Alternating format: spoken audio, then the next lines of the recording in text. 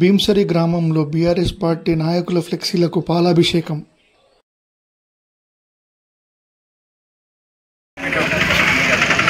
జై తెలంగాణ, జై కేసీఆర్, జై జోగి రామన్న.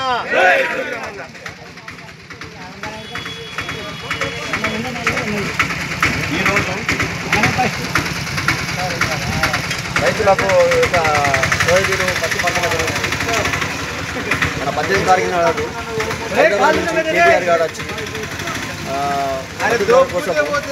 రైతుల కోసం హామీ ఇవ్వడం జరిగింది.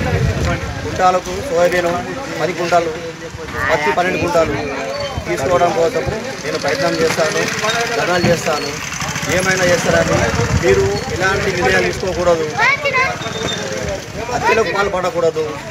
నేను ఏ విధంగా అయినా కానీ మీకు మద్దతు ధర చేయడానికి కోసం నేను ప్రయత్నం చేస్తాను అని మొన్న 18వ తారీఖు వచ్చి కేటీఆర్ గారు వచ్చి ప్రజలకు, కష్టకారులకు ఒక బలాన్ని ఇచ్చి వెళ్ళిపోయారు. అదే 21వ తారీఖు రోజు జోగి రామన్న గారు 10,000